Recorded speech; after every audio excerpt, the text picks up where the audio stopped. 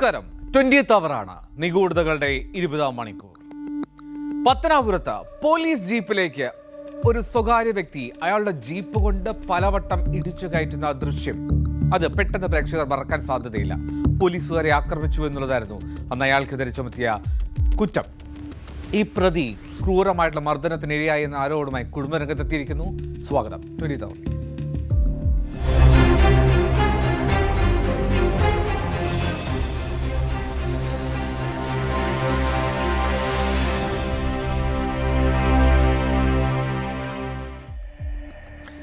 സ്വന്തം ജീപ്പ് കൊണ്ട് പോലീസ് വാഹനം ഇടിച്ചു തകർത്ത സജീവിനെ തല്ലിച്ചതച്ചുവെന്ന് കുടുംബം. ക്രൂരമർദ്ദനത്തിന് പുറമെ അപമാനവും. തലമൊട്ടിയടിച്ച ശേഷം നിർബന്ധിച്ച വീഡിയോ എടുത്തത് SIയുടെ നേതൃത്വത്തിൽ നിന്ന് ഭാര്യ. സത്യത്തിൽ എന്താണ് പത്തനാപുരത്ത് സംഭവിച്ചത്?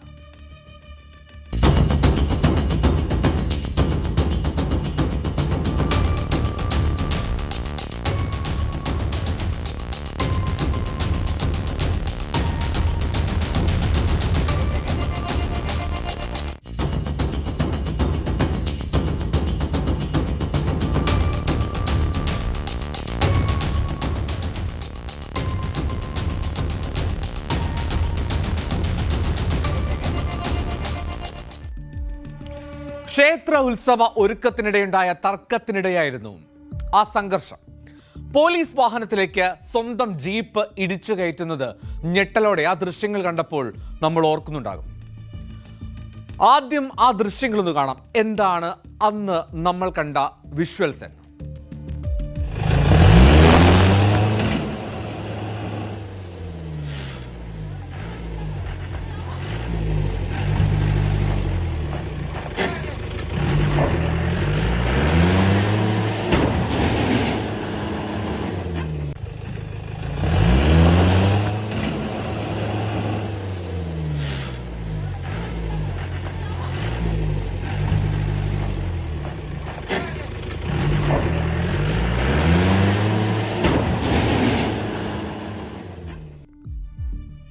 പ്രേക്ഷകർ ഇപ്പോൾ കണ്ട ഈ വീഡിയോ സോഷ്യൽ മീഡിയയിൽ വല്ലാതെ പ്രചരിച്ചിരുന്നു. പോലീസിനും രക്ഷയില്ല എന്നായിരുന്നു പരിഹാസം കൂടുതലും. പത്തനാപുരം പിടവൂർ സത്യൻമുക്ക് മാവിളയിൽ ദേവൻ അഥവാ സജീവാണ് ഈ കേസിൽ പിടിയിലാകുന്നത്. പോലീസിനുണ്ടായ നാണക്കേട് അത് വലിയതാണ് എന്ന് നേരത്തെ സൂചിപ്പിച്ചുവല്ലോ. ആ നാണക്കേട് പരിഹരിക്കും വിധത്തിലായിരുന്നു പോലീസിന്റെ ഇതിനോടുള്ള മറുപടി. അല്ലെങ്കിൽ സ്ഥാപനത്തിനല്ലേ അതിന്റെ മോശക്കേട് എന്നൊരു ടൈറ്റിൽ കൊടുത്ത് പോലീസ് ഈ സംഭവത്തിൽ ഒരു റീൽ ഇറക്കി പോലീസിന്റെ ഒഫീഷ്യൽ പേജിൽ. ചാടി പിടികൂടുന്നതും പ്രതി സജീവ് കരഞ്ഞുകൊണ്ട് മാപ്പ് പറയുന്നതുമെല്ലാം ആ റീൽ. സ്ഥാപനത്തിന് ആശാനുമല്ലേ മോശക്കേട്, അതായിരുന്നു പോലീസിന്റെ സോഷ്യൽ മീഡിയ റീലിന്റെ ഹൈലൈറ്റ്. സോഷ്യൽ മീഡിയയിൽ പോലീസ് ഇട്ട ഈ പോസ്റ്റിന് താഴെ പറയുന്നത് താടിയും മുടിയും ഒക്കെ വടിച്ച് വേഷം മാറി തമിഴ്നാട്ടിൽ കഴിയുമ്പോഴാണ് പ്രതിയെ പിടികൂടുന്നത് എന്നാണ്. പോലീസിന്റെ ഈ അവകാശവാദങ്ങൾക്കെതിരെയും ഒപ്പം പോലീസ് നടത്തിയ ക്രൂരതകൾക്കെതിരെയൊക്കെയാണ് പ്രതി സജീവന്റെ കുടുംബം ഇന്ന് രംഗത്തെത്തിയത്. പ്രതി സജീവന്റെ കുടുംബം പറയുന്നത് അതിക്രൂരമായിട്ട് പോലീസ് ഈ വിഷയത്തിൽ സജീവ് എന്ന ആ വ്യക്തിയെ കൈകാര്യം ചെയ്തു എന്നാണ് ഭാര്യയുടെ വാക്കുകളിലേക്ക്. പോലീസ് ഇപ്പൊ ആക്രമിച്ചു എന്ന് പറയുന്ന കാര്യം മാത്രമേ ഇതുവരെ വെളിയിൽ വന്നിട്ടുള്ളൂ. അതിന്റെ പിന്നില് ഈ ആളിനെ, സജീവ് എന്ന് പറയുന്ന ആളിനെ പോലീസ് കാരണം കൂടാതെ മർദ്ദിച്ചു. അത് ഒരു ചാനലും റിപ്പോർട്ട് ചെയ്തിട്ടില്ല. റിപ്പോർട്ട് ചെയ്തിട്ടില്ല എന്ന് തന്നല്ല, നമുക്കത് പോലീസിന്റെ ഭാഗത്തുനിന്ന് വലിയ അവമാനം ഉണ്ടാകത്തക്ക രീതിയിലുള്ള കാര്യങ്ങൾ പോലീസ് പ്രതിയെ പിടികൂടിയതിനു ശേഷം ചെയ്യുകയും ചെയ്തു. അതാണ് നമുക്ക് ഏറ്റവും വലിയ അപമാനമായിട്ടിരിക്കുന്നത്. കുറ്റകൃത്യം ചെയ്യുന്ന ഒരാളെ തീർച്ചയായിട്ടും പോലീസ് പിടികൂടണം. തന്നല്ല, പോലീസ് ജീപ്പിനെ ആക്രമിച്ചു എന്ന് പറയുമ്പോൾ അവരത് അതിന്റെ രീതിയിൽ തന്നെ അതെടുക്കുകയും വേണം. പോലീസ് അപമാനിച്ചു എന്നൊരു വാക്ക് ഉപയോഗിക്കുന്നുണ്ട് ആ സ്ത്രീ, അതായത് കുടുംബം. എന്താണത്? നമുക്കതിലേക്ക് വരാം. ഇനി അന്ന് ആ ക്ഷേത്രത്തിൽ പോലീസിന്റെ ജീപ്പിലേക്ക് ഇരിക്കുന്ന സംഭവം എല്ലാവരും കണ്ടു. അതിനു മുമ്പ് ചില കാര്യങ്ങൾ അവിടെ നടന്നിരുന്നു എന്നാണ് ആ കുടുംബം പറയുന്നത്. വെറുതെ ജീപ്പ് പിടിച്ചു കയറ്റുകയായിരുന്നില്ല.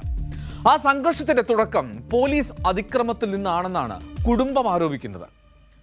ഒരു CCTV ക്യാമറ ഒന്നും ഇല്ലാത്ത സ്ഥലത്ത്, അല്ലെങ്കിൽ ക്യാമറയുടെ താഴെ ദൃശ്യം പതിയാത്ത മട്ടിലുള്ള ഒരു സ്ഥലത്ത് വെച്ച് പോലീസ് ആ സജീവന്റെ പ്രതിയുടെ ചിരട്ടമുട്ടിൽ അതിരൂക്ഷമായി അടിച്ചു. പിന്നീട് അതിക്രൂരമായി ചീത്ത പറയുകയും ചെയ്തു.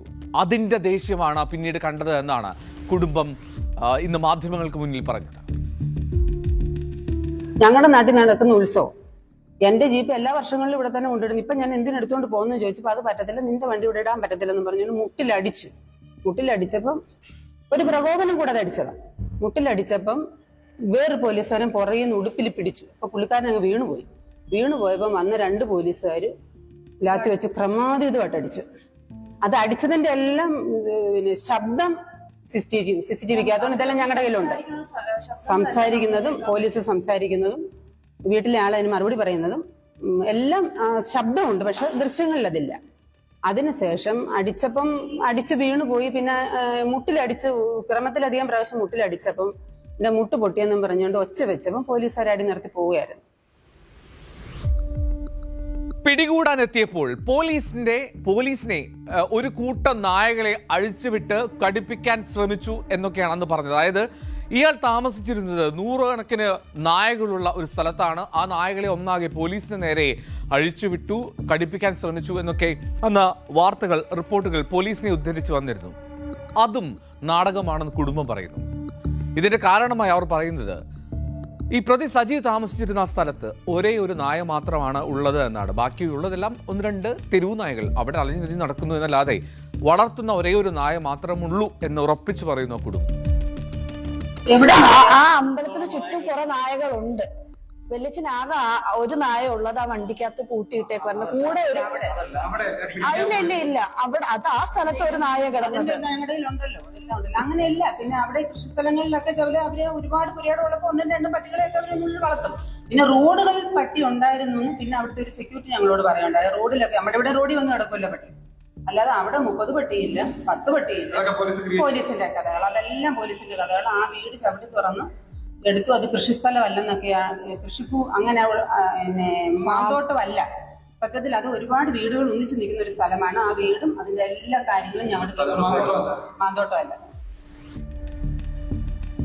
അതൊരു കൃഷിസ്ഥലമൊന്നുമല്ല, കുറച്ചധികം വീടുകൾ ചേർന്ന് കിടക്കുന്ന ഒരു സ്ഥലമാണെന്നാണ് കുടുംബം പറയുന്നത്. എന്താണെങ്കിലും തമിഴ്നാട്ടിൽ നിന്ന് അന്ന് പിടികൂടുമ്പോൾ വലിയ മർദ്ദനം, കൊടിയ മർദ്ദനം ഈ പ്രതി സജീവിനെ നേരിട്ടേണ്ടി വന്നു എന്നാണ് കുടുംബം പറയുന്നത്. പോലീസിനെ ആക്രമിച്ചതല്ലേ, സ്വാഭാവികമായും പോലീസ് ആ ദേഷ്യം തീർക്കുമെന്നൊക്കെ പറയാം. പക്ഷേ അതിനുമപ്പുറത്തേക്ക് ചില ചോദ്യങ്ങൾ ഇവർ ഉന്നയിക്കുന്നുണ്ട്. ഈ പ്രതി സജീവ് ഇയാൾ തലമുടി വളർത്തിയിരുന്നു, താടി നീട്ടിയിരുന്നു. പക്ഷേ പിടികൂടുമ്പോൾ ഇയാളുടെ തല മുണ്ടനം ചെയ്ത അവസ്ഥയിലാണ്, താടി വടിച്ച് ക്ലീൻ ചെയ്ത മട്ടിലും. ഈ തലമുടി ബലം പിടിച്ച് ബലപ്രകാരം ക്ഷൗരം ചെയ്ത് കളഞ്ഞതാണെന്നാണ് ആ കുടുംബത്തിന്റെ ആരോപണം. അതിന്റെ പാടുകൾ, അതായത് ട്രിമ്മർ ഉപയോഗിച്ച് ബലത്തിൽ ചെയ്തതിന്റെ പാടുകൾ പോലും അയാളുടെ തലയിലുണ്ട് എന്ന് ആ കുടുംബം ആവർത്തിക്കുന്നു.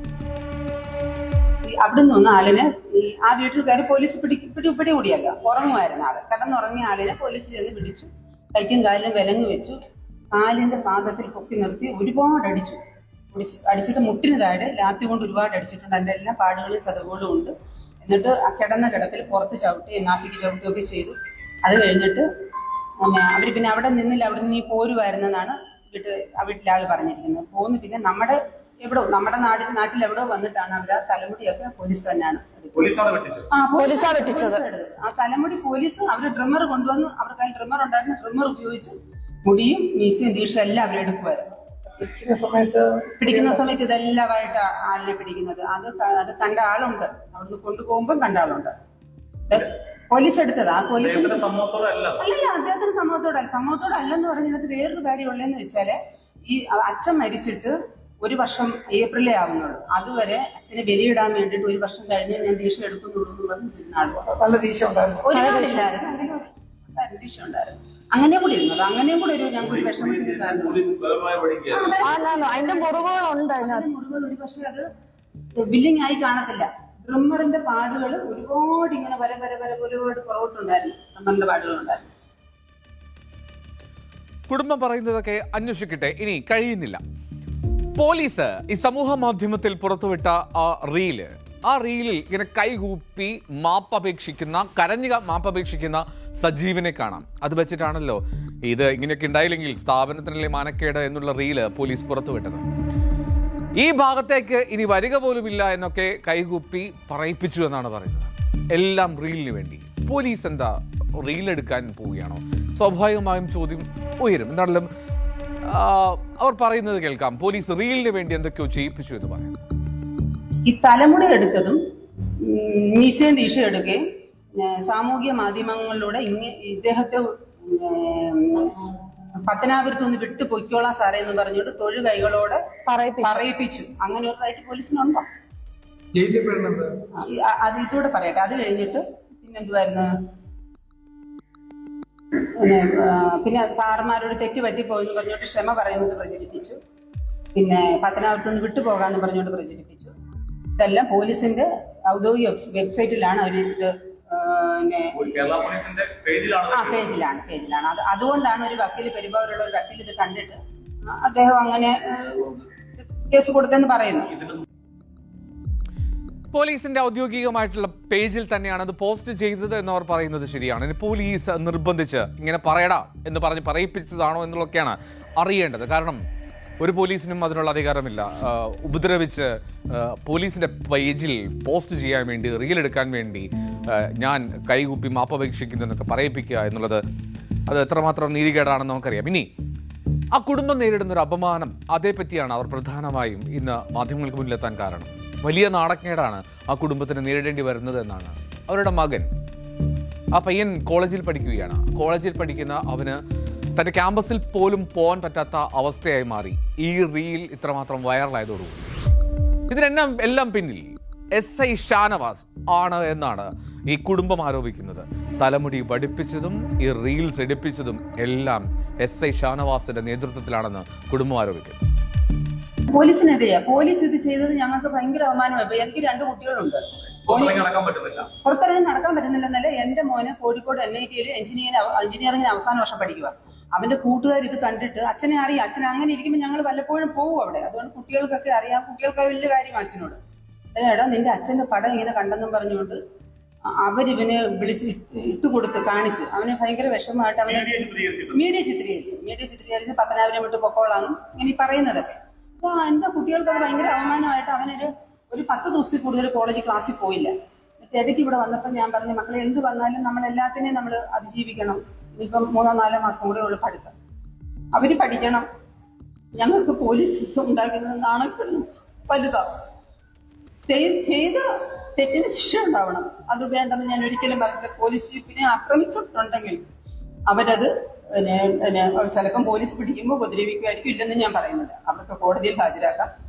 കോടതി കൊടുക്കുന്ന എന്ത് ശിക്ഷയും, അവരുടെ വാഹനത്തിൽ വരുന്ന നഷ്ടപരിഹാരങ്ങൾ കോടതി എത്രയോ പറയുന്നു.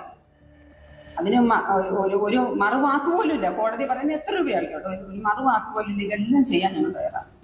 ഞങ്ങൾക്ക് അതിനകത്തൊന്നും ഞങ്ങൾക്ക്. പക്ഷെ ഞങ്ങളെ ഇങ്ങനെ ഒരാളെ ഇനി ഈ നാട്ടിൽ വേണ്ട എന്നുള്ള രീതിയിലാണ് SI ഷാനവാസ് പെരുമാറിയിരിക്കുന്നത്. അയാൾ ഉണ്ടാക്കിയ നാടകവും അയാൾ ഉണ്ടാക്കിയ കാര്യങ്ങളും ഇരുന്നു. ആ സ്ത്രീയുടെ കണ്ണുനീർ അതിന് വാല്യൂ കൽപ്പിക്കുകയാണെങ്കിൽ ഉറപ്പായിട്ടും ഇതിൽ ഒരു വ്യക്തത വരും എന്ന് പ്രതീക്ഷിക്കാം. എന്നാണെങ്കിലും കൂടുതൽ പരാതിയുമായി നിയമപരമായി തന്നെ നീങ്ങാനുള്ള ശ്രമത്തിലാണ് കുടുംബം. മുഖ്യമന്ത്രിയെയും കോടതിയെയും സമീപിക്കുമെന്ന് അവർ ഉറപ്പിച്ചു പറയുന്നു. എന്നാണെങ്കിലും പോലീസിനെതിരെ ഒരു ആക്രമണമുണ്ടായി. Police jeep ആക്രമിക്കുന്നു. അതിന് തുടക്കം എന്തുമാകട്ടെ, അതിൽ പ്രതിയായിട്ടുള്ള ആളിന് ആ കുറ്റത്തിനുള്ള ശിക്ഷ കിട്ടണമെന്നുള്ള കാര്യത്തിൽ സംശയമില്ല. ആ പ്രതിയുടെ തന്നെ ഭാര്യ പറയുന്നത് പോലെ ആ കുറ്റത്തിന് ഏത് ശിക്ഷയും, അത് പിഴയായിക്കോട്ടെ അല്ലെങ്കിൽ മറ്റെന്തെങ്കിലും ശിക്ഷയായിക്കോട്ടെ, അത് നേരിടാനും അത് അനുഭവിക്കാനും ആ കുടുംബം തയ്യാറാണ്. പക്ഷേ അതിനും അപ്പുറത്തേക്ക് അപമാനത്തിൻ്റെ ഒരു വഴി അതുണ്ടായിട്ടുണ്ടെങ്കിൽ അത് പരിഹരിക്കപ്പെടണം. അത് ഒരു നീതിമാനായിട്ടുള്ള പോലീസുകാരനും ചെയ്യാൻ ചേർന്നതല്ല. പോലീസിൻ്റെ ഇൻസ്റ്റാ പേജിൽ വൈറലായി ഓടുന്ന ആ റീല് ആ കുടുംബത്തെ എത്രമാത്രം ബാധിച്ചുവെന്ന് ആ കണ്ണീർ തന്നെ വ്യക്തമാക്കും.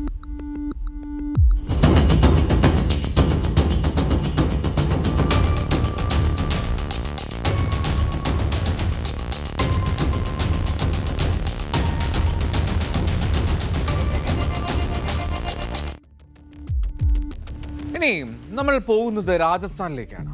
6 ലക്ഷത്തിന്റെ വെള്ളിത്തള അത് കവരാൻ വേണ്ടി കാലുകൾ വെട്ടിമാറ്റി.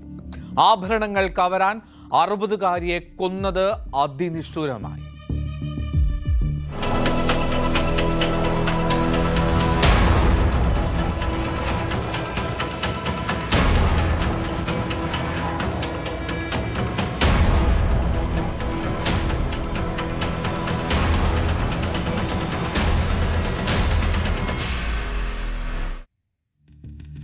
രാജസ്ഥാൻ ജയ്പൂർ അവിടെ കൊടുവായി എന്ന ഒരു ഗ്രാമത്തിൽ നടന്ന സംഭവമാണ്. കമലാദേവി എന്ന 60-കാരിയാണ് അതിക്രൂരമായിട്ടുള്ള കൊലപാതകത്തിൽ മരിച്ചത്. എന്തിനായിരുന്നു ആ കൊലപാതകം? ആഭരണങ്ങൾ കവരാൻ വേണ്ടിയാണ് ആ 60-കാരിയെ മോഷ്ടാക്കൾ ക്രൂരമായി കൊന്നുകളഞ്ഞത്. മരണം അത് കഴുത്തറുത്തുള്ള കൊലപാതകത്തിന്റെ ഭാഗമായിട്ടാണ്. കഴുത്തറുത്ത് ആ സ്ത്രീയെ ഒരു വനപ്രദേശത്താണ് കണ്ടുകിട്ടുന്നത്. ഈ കമലാദേവി എന്ന 60-കാരി ധരിച്ചിരുന്ന 2.5 കിലോ തൂക്കമുള്ള ഒരു വെള്ളി കാൽത്തളയുണ്ട്. 2 കാലിലുമായി കാൽത്തളകളുണ്ട്. അത് കവരുന്നതിനായിട്ടാണ് ആ കാലുകൾ തന്നെ അങ്ങ് അറുത്തു മാറ്റി കളഞ്ഞ മോഷ്ടാക്കൾ. മാലയും മൂക്കുത്തിയും ഉൾപ്പെടെ ഏതാണ്ട് 7.5 ലക്ഷം രൂപ വില മതിക്കുന്ന ആഭരണങ്ങൾ ആ സ്ത്രീയിൽ നിന്ന് അവർ മോഷ്ടിച്ചു എന്നാണ് കുടുംബം പറയുന്നത്. ഈ കൊടുവായി എന്ന ഈ ഗ്രാമത്തിൽ നിന്ന് ഏതാണ്ട് 3 കിലോമീറ്റർ അകലെയാണ് ഈ മൃതദേഹം ഇങ്ങനെ കാലൊക്കെ വേർപെട്ട നിലയിൽ, കഴുത്തറുത്ത നിലയിൽ മൃതദേഹം കണ്ടെത്തുന്നത്. ആട് മേയ്ക്കാൻ വേണ്ടിയാണ് ഇവർ രാവിലെ വീട്ടിൽ നിന്നും ഇറങ്ങിയത്. കമലാദേവി വൈകുന്നേരമായി എപ്പോഴും വീട്ടിലേക്ക് മടങ്ങിയെത്തിയില്ല. പിന്നെയും അവർ കാത്തിരുന്നു. എന്തുകൊണ്ടാണ് ഈ സ്ത്രീ വരാത്തത് എന്നുള്ള അന്വേഷണം. അങ്ങനെ കുടുംബാംഗങ്ങളും അയൽവാസികളും ഒക്കെ പരിഭ്രാന്തരാകുന്നു. തുടർന്ന് കമലാദേവിയെ തിരഞ്ഞ് മകന്റെ നേതൃത്വത്തിലുള്ള സംഘം പലയിടത്തേക്ക് പോകുന്നു. അങ്ങനെ ഈ ആട് മേയ്ക്കാൻ പോയി എന്ന് പറയുന്ന ആ പ്രദേശത്തെത്തിയപ്പോൾ ഏതാണ്ട് 3 കിലോമീറ്റർ അകലെ വിച്ഛേദിക്കപ്പെട്ട കാലുകൾ ഓടുകൂടി ആ മൃതദേഹം കണ്ടെത്തുകയാണ് പോലീസ് പറയുന്നത്. कोडाई गांव से करीब 3 किलोमीटर जंगल में कमला देवी है, जो 60 साल उम्र है उनकी, उनके दोनों पैर काट के चांदी के कड़े ले गए. बीएफएसएल टीम आ रही है, डॉग स्क्वाड आ रहा है, कार्रवाई जारी है. Additional superintendent of police Anil Kamal മീനയാണ് സംസാരിച്ചത്. അദ്ദേഹം ഉൾപ്പെടെയുള്ള സംഘമെത്തി ആ ക്രൂരമായിട്ടുള്ള കൊലപാതകത്തിന്റെ സാഹചര്യം വിലയിരുത്തി. പോലീസ് അന്വേഷണം ആരംഭിച്ചുവെങ്കിൽ പോലും ഇതുവരെ പ്രതികളെ കണ്ടെത്താൻ കഴിഞ്ഞിട്ടില്ല. എന്തൊക്കെയാണ് നഷ്ടമായത്?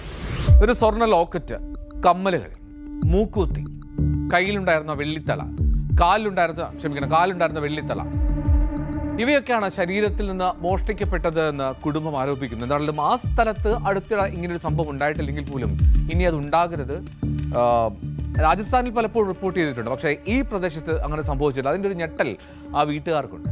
हमारे गांव में पहली बार ऐसी घटना देखने को मिली है कि हर गांव में हर सरसों में महिलाएं सरसों छेड़ी चराने आती है. अब आज बड़ा दुख का और संकट की घड़ी है कि ये बकरियां अपने आप घर चली गई. फिर इनका बच्चा ढूंढते आया कि मेरी माँ कहाँ गई. तो उन्होंने आके देखा तो दोनों पैर कटे हुए मिले और उनकी कड़ी थी बड़ी बड़ी, वो भी नहीं मिली. जो गले में जेवर था वो भी नहीं मिला और गला भी काट रखा था. और वहाँ से पहाड़ से घसीट कर और यहाँ ले आके इनको ऐसी घटना की. और सरसों में वैसे तो चारों तरफ लोग रहते हैं, महिला भी रहती है. हमारे गांव में तो महिलाएं सरसों का पत्ता तोड़ने भी जाती है अकेली. तो ये घटना ऐसी बिल्कुल अंदाज में पहली बार ऐसी घटना देखने को मिली. हमारे गांव में नहीं, आसपास भी नहीं होती है. तो बड़ी दुखद घटना है और इनको न्याय मिलना चाहिए. और मैं बिल्कुल इनका बिल्कुल संघर्ष करूँगी कि बड़ी ऐसी घटना कभी ज़िंदगी में हुई भी नहीं है, होगी भी नहीं. और इनको बिल्कुल न्याय मिलना चाहिए सर. ठीक. സ്ത്രീകളെ കൊലപ്പെടുത്തി ഈ വെള്ളിക്കാൽത്തലകളൊക്കെ കവരുന്ന സംഭവങ്ങൾ രാജസ്ഥാനിൽ നേരത്തെയും റിപ്പോർട്ട് ചെയ്തിട്ടുണ്ട്. അപ്പോൾ സമാനമായിട്ടുള്ള ഒരു ആക്രമണം, പ്രത്യേകിച്ച് നമുക്കറിയാം ഇപ്പോൾ സ്വർണത്തിൻ്റെയും വെള്ളിയുടെയും ഒക്കെ നിരക്ക് പോകുന്നത്. അപ്പോൾ വെള്ളി ഉപയോഗിച്ച് നടക്കുന്ന സ്ത്രീകൾക്കൊന്നും ഇത്രമാത്രം ആക്രമണം നേരിടേണ്ടി വന്നിട്ടില്ല. പക്ഷേ ഇപ്പോൾ വെള്ളിയുടെ നിരക്ക് ഉയർന്നതോടുകൂടി മോഷ്ടാക്കൾ അതും ഒരു പ്രധാന സോഴ്സായി, മാർഗമായി കാണുന്നു. അങ്ങനെ 60-കാരിയെ അതിനിഷ്ഠുരമായി കാലുകൾ വേർപെടുത്തി കഴുത്തറുത്ത് കൊന്ന വനമേഖലയിൽ തള്ളിയാണ് ലക്ഷങ്ങൾ വിലയുള്ള ആഭരണങ്ങൾ ആ ശരീരത്തിൽ നിന്നും അവർ കവർന്നത്.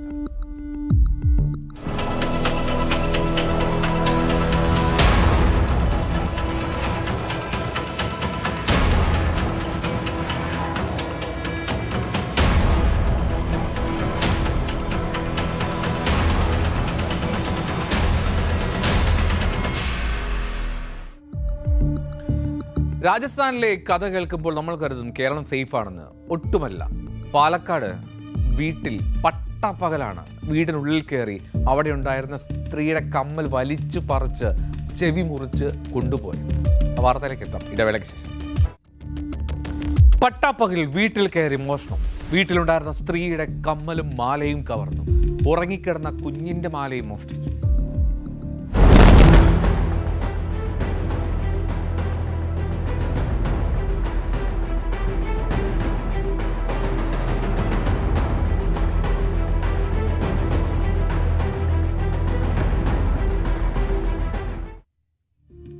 പാലക്കാട് ഒറ്റപ്പാലം പത്തിരിപ്പാലയിലാണ് സംഭവം. പട്ടാപ്പകലാണ് പൂക്കോട്ടുകുന്നിലെ ആ വീട്ടിൽ കയറി ആക്രമിച്ച് മോഷണം നടത്തിയത്. ബുധനാഴ്ച രാവിലെ 10:40 കൂടിയാണ് ആ മോഷണം നടക്കുന്നത്. പൂക്കോട്ടുകുന്ന് സ്വദേശി സ്വാമിനാഥിന്റെ വീട്ടിൽ അവിടെയായിരുന്നു അത്തരത്തിലൊരു ആക്രമണവും മോഷണവും ഒക്കെ. വെള്ളം ചോദിച്ച് ഒരു യുവാവ് എത്തുകയാണ്. ആ മോഷ്ടാവ് വെള്ളം ചോദിക്കുന്നു. അപ്പോൾ വീട്ടിലൊരു സ്ത്രീയുണ്ട്. ആ വീട്ടിലുണ്ടായിരുന്ന സ്ത്രീയുടെ കാതിലെ കമ്മൽ, കഴുത്തിലെ മാല കവരുന്നു. മാത്രമല്ല, വീടിനുള്ളിൽ ഉറങ്ങിക്കിടന്ന കുട്ടി, ആ കുട്ടിയുടെ കഴുത്തിലെ മാലയും കവർന്നാണ് മോഷ്ടാവ് കടന്നു കളഞ്ഞത്. ഈ സ്വാമിനാഥന്റെ ഭാര്യ രുക്മിണിയുടെ ബന്ധുവായിട്ടുള്ള ഒരു 55-കാരി, അവരുടെ പേര് പ്രേമ എന്നാണ്. ആ പ്രേമയും 2 വയസ്സ് പ്രായമുള്ള ഈ രുക്മിണി എന്ന് പറയുന്ന അവരുടെ മകളുടെ കുട്ടിയും മാത്രമാണ് സംഭവ സമയത്ത് ആ വീട്ടിലുണ്ടായിരുന്നത്. പ്രേമയും ആ കുഞ്ഞും മാത്രം. ഒരുപക്ഷെ ആ തക്കം പാർത്തെത്തിയതായിരിക്കാം. ചിറ്റൂർ സ്വദേശിനി പ്രേമയുടെ കാതിൽ നിന്നാണ് കമ്മൽ അങ്ങനെ പിടിച്ച് പറിച്ചെടുക്കുന്നത്. വെള്ളമെടുക്കാനായി, വെള്ളം ചോദിച്ചാണല്ലോ ഈ മോഷ്ടാവ് എത്തുന്നത്. വെള്ളമെടുക്കാനായി പാവം സ്ത്രീ വീടിനുള്ളിലേക്ക് കയറിയതും ഈ പ്രേമയെ മോഷ്ടാവ് പിന്നിൽ നിന്നും ചവിട്ടി വീഴ്ത്തുകയാണ്. പ്രേമയുടെ വായ് പൊത്തിപ്പിടിച്ച് ബലം പ്രയോഗിച്ച് കഴുത്തിലുണ്ടായിരുന്ന താലിമാലയും കാതിലെ 3 ഗ്രാം തൂക്കം വരുന്ന കമ്മലും അയാൾ മോഷ്ടിച്ചു. പ്രേമ പറയും. ഒരാൾ വന്ന് കോളിൽ ബെല്ലടിച്ചു. അടിച്ചപ്പോൾ ഞാൻ കഥക് തുറന്ന് നോക്കുമ്പോൾ ഒരാൾ വെള്ളം ചോദിച്ചപ്പോൾ ഒരു വെള്ളം, ഞാൻ കൊച്ചു ഉറങ്ങുകയാണ്, ഇപ്പോൾ വെള്ളം എടുക്കാൻ പറ്റില്ല, അടിച്ചിട്ട് വരിക പറഞ്ഞു. ഞാൻ വെള്ളം എടുക്കാൻ പോയി. ബാക്കിൽ കൂടെ എന്നെ ഒരു ചവിട്ടി ചവിട്ടി ഞാൻ വീണു. ഉള്ളിൽ പോയി എൻ്റെ ബാക്കിൽ കൂടെ വന്നതായി വീണിട്ട് ഞാൻ എൻ്റെ കയ്യിൽ ഫോണുണ്ട്. ഫോൺ ചേച്ചിക്ക് ഫോൺ ചെയ്യാൻ പറഞ്ഞ എടുക്കുമ്പോഴേക്ക് വായ അടച്ച് പിടിച്ചത് തലയിൽ പിടിച്ചിട്ട് വലിച്ചിട്ട് കമ്മലും പിന്നെ മാലയും കുട്ടിയുടെ മാല കുട്ടിനെ കിടന്ന് ഉറങ്ങിയായിരുന്നു കട്ടിൽ. ഉറങ്ങിക്കിടന്ന കുഞ്ഞിന്റെ മാലയും കൊണ്ടുപോയി. എന്താണെങ്കിലും ഈ ബോധരഹിതയായി നിലത്ത് വീണുപോയി പ്രേമ. വീട്ടുകാരൊക്കെ എത്തി തട്ടി വിളിച്ചപ്പോഴാണ് ഈ പ്രേമയ്ക്ക് ബോധം തിരികെ വരുന്നത്. തുടർന്ന് കുട്ടിയെ പരിശോധിച്ചപ്പോഴാണ് കഴുത്തിലെ ആ മാലയും, 1 പവൻ തൂക്കമുണ്ടായിരുന്നു, ആ മാലയും നഷ്ടമായിട്ടുണ്ട് എന്ന് കണ്ടെത്തുന്നത്. ഈ കാതിലെ കമ്മൽ ഇങ്ങനെ വലിച്ചു പറിക്കുന്നതിനിടെ ഈ പ്രേമയുടെ ഇടത് ചെവിക്ക് പരിക്കേറ്റിട്ടുണ്ട്. എന്താണെങ്കിലും കണ്ണിയമ്പുറത്തെ സ്വകാര്യ ആശുപത്രിയിൽ പ്രവേശിപ്പിച്ച് ചികിത്സ നൽകി. ഒറ്റപ്പാലം പോലീസ് സംഭവത്തിൽ കേസെടുത്ത് അന്വേഷണം ആരംഭിച്ചിട്ടുണ്ട്. എന്നാലും കേരളത്തിലും ആണ് ഇത്തരം കാര്യങ്ങൾ നടക്കുന്നത് എന്ന് ഓർക്കുക. ഒട്ടും സേഫ് അല്ല. എല്ലാവരും ജാഗ്രത പാലിക്കുക, ജാഗ്രത തുടരുക. അനാവശ്യമായി പുറത്തുനിന്ന് ആര് വന്നാലും ഒരകലം പാലിച്ച് മാത്രം വീടിനുള്ളിൽ പെരുമാറും.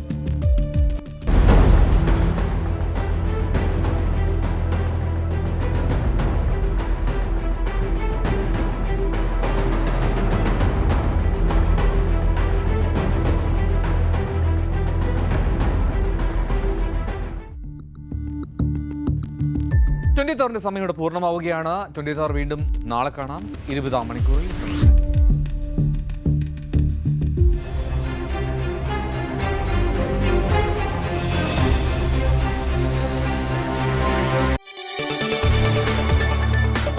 കൂടുതൽ വാർത്തകൾക്ക് News 18 Keralam YouTube channel subscribe ചെയ്യുക.